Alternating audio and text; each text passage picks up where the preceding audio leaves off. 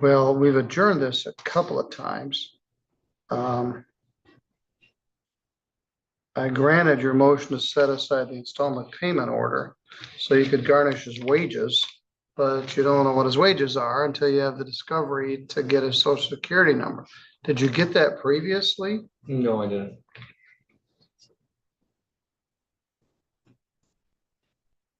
Is there something I could get, like a piece of paper or something, where I could just go into like their office? I don't know. I mean, I don't know what the law is in Indiana. There isn't such a thing like that in Michigan. He's working for wages, so you could garnish him, but in order to do that, you need a social security number.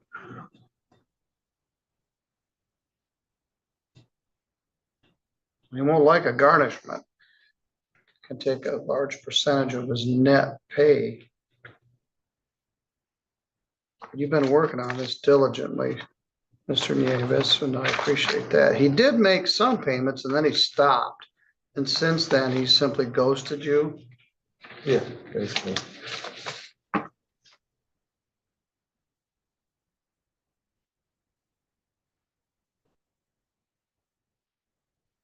Once upon a time, people's social security number was all over the place. It was in court, it was in the criminal files, it was in civil files.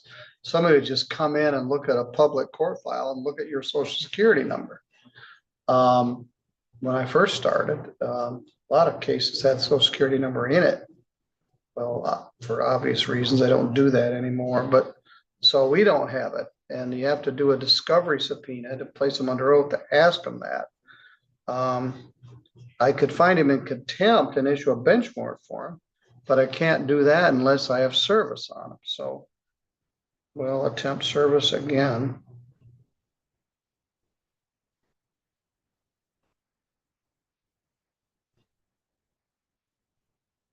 Continue at least 30 days. Which plant does he work at? 45 in Goshen. Oh, yeah, he works Century in Drive. Goshen. I think you told me that last time. I don't have a better answer for you. I can't do a bench warrant for contempt for failing to appear unless I can establish that he was served with the notice of the hearing, which he wasn't. So we'll try again. We've been diligent about it. Why don't you take Mr. Nieves back out to the counter and he can discuss that with the clerk, but we'll keep trying. All right, thank you.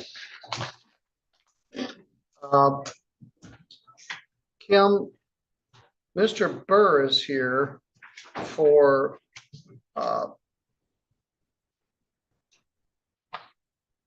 Grand Rental. Grand Rental isn't here. Would you see if we can get them on the phone and we can do this discovery? Mr. Burr's come all the way here to the courthouse in person. Then I would note that we also have a discovery case. And this is an actual case. It's a lawsuit involving traffic accident. Jocelyn Rogalski versus Caleb Evink.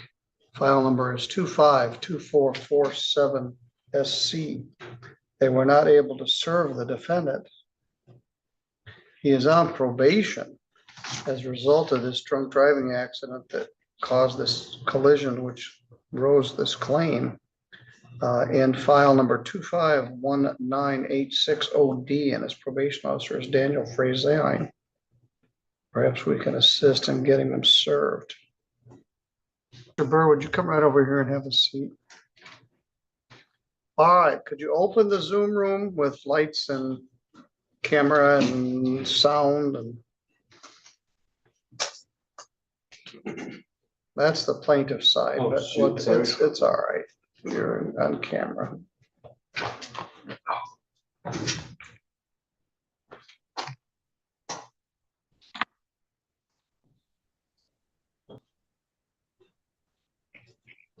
That's kind of a weird. He was placed on probation for 2 months by me.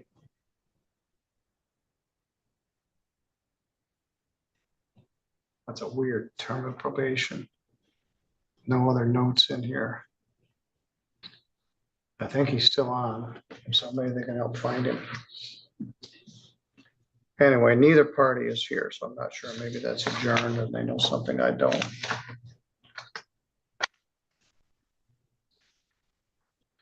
Well, Mr. Burr, Grand Reynolds had made multiple attempts to get service on you for this discovery subpoena, and then they don't show up for the hearing that they scheduled. So supposedly she was about to log in. Let's back up a little bit. The file number is 242605SC. They sued you for $1,242.88. I believe you failed to appear for the hearing, and I did a default judgment last February in that amount. It had to do with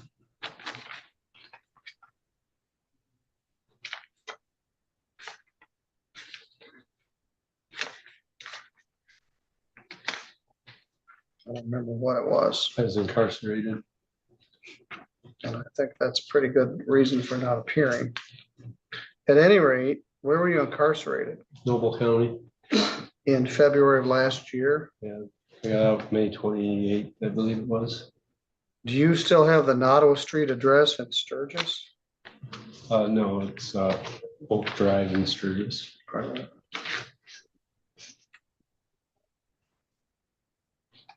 Oh, you were here. We did it from the Noble County Jail. Yes. Yes. And you got out on May 28th. All right, so the judgment. Then the defendant called on December 25th, wanted to set a payment plan with a letter. And let me reset this for today. All right, here's Amber Letson.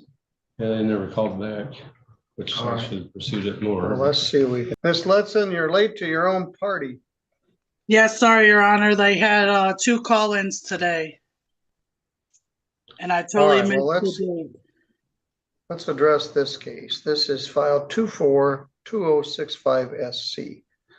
Grand True Value Rental versus Stephen Burr. We were discussing the matter. We had a hearing last February. Mr. Burr was incarcerated in the Noble County Jail at that time. He was connected for the hearing by Zoom. We entered a judgment in the amount of $1,309.13. He was to be released from the Noble County Jail in May of 2025. The defendant did call on December 1st to try to set up a payment plan, and it never got done. So this is a discovery hearing to attempt to collect on the debt. Mr. Maurer and Mr. and Mrs. Smith. Once a judgment enters, getting the judgment is the easy part. The hard part is getting the money. And so in order to do that, they can subpoena the defendant to come into court and place him under oath, and then the plaintiff is allowed to ask him some questions. So are you Stephen Burr? I am. You swear or affirm any information or testimony you provide in this hearing for discovery will be true to the best of your knowledge and belief? Yes, sir. All right, Mr. Burr, I'm going to ask the court officer to escort you into the Zoom room. There's a conference room, and I'm going to put you and Miss Letson in a private breakout room where she can conduct the discovery hearing. You're under oath. She's going to ask you questions about your ability to pay on the debt. Okay. You did contact us in December. You are here now.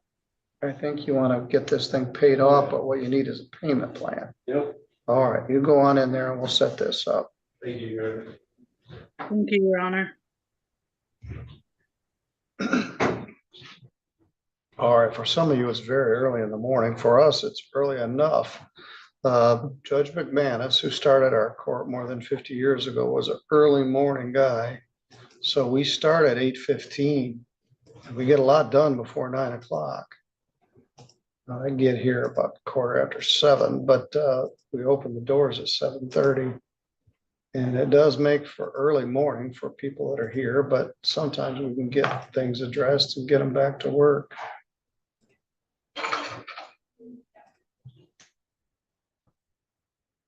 All right, well, I don't know where my list is, but let's find out who's here.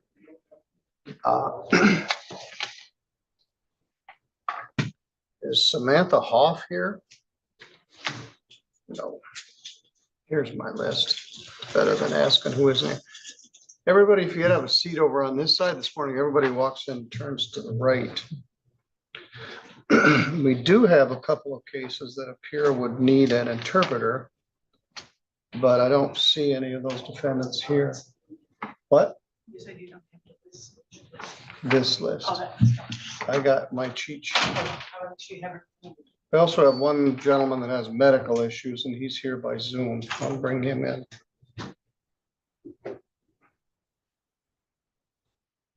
We have a lot of people that are supposed to be here but aren't. But we ain't too proud to beg, so we'll just get started. All right, good morning, everybody. You're here for an arraignment. The arraignment is the process where the judge tells you what you're charged with and asks you how you wish to plead to the charge. When I call your name, I want you to come right up here to the podium, and then we will discuss your case.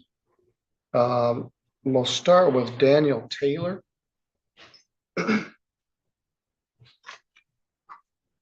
First person to check in.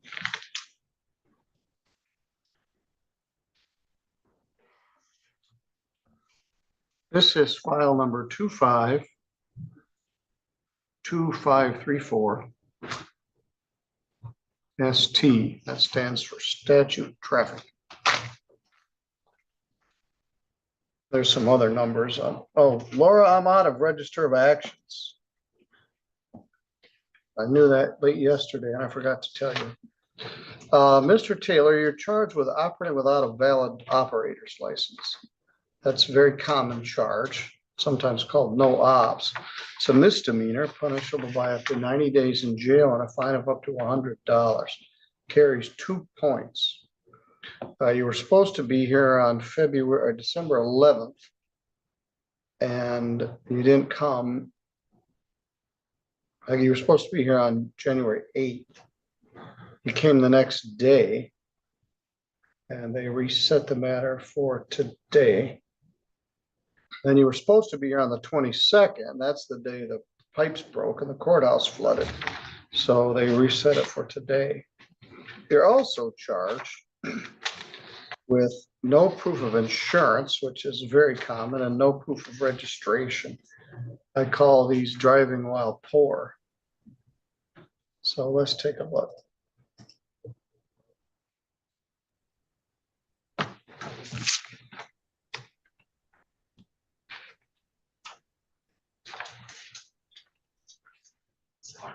Thank you. That ought to get me through. All right, Mr. Taylor, you got a ticket.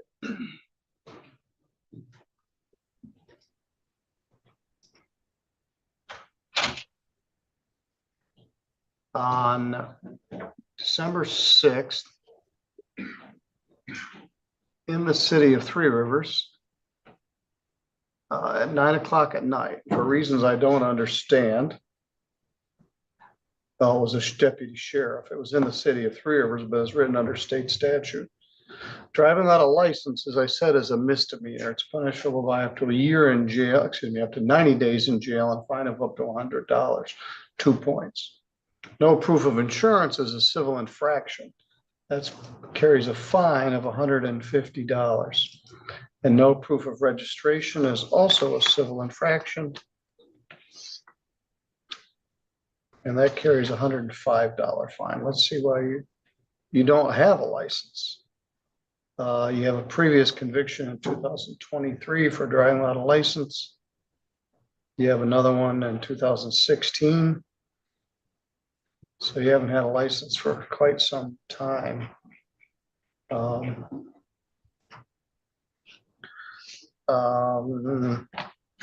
guess, Mr. Gibson, what I would propose here is perhaps we'll see if we can get a prosecutor to speak to him at a pretrial conference. Mr. Taylor, you live in Three Rivers? I do. How'd you get here today? A friend brought me All right, where are they? over at the coffee shop across the street. All right, let's make sure you didn't drive here. All right, we'll see, May, if we get the prosecutor to talk to you. Have you done anything to get your insurance or registration squared away? I have the registration with me. The car wasn't my car, Okay, so I didn't realize, well, I couldn't find the papers. The car is insured because just got the tags. The tags were due in all the right, first so of it wasn't January. your car, Pardon? it was not your car, but it's now registered and plated? Yes, it was at that time also. And the new tags were just put on, or the new gate tag was just put on December 1st. And yeah, in Indiana, it's registered in Indiana. Oh, it's an Indiana, you've got to Indiana have car? insurance before you can get your tags. All right, you have a seat for a minute. We'll see if we can get somebody to talk to you. May take a little bit, but I'll save you another trip over here. We're gonna make sure that you didn't actually drive here.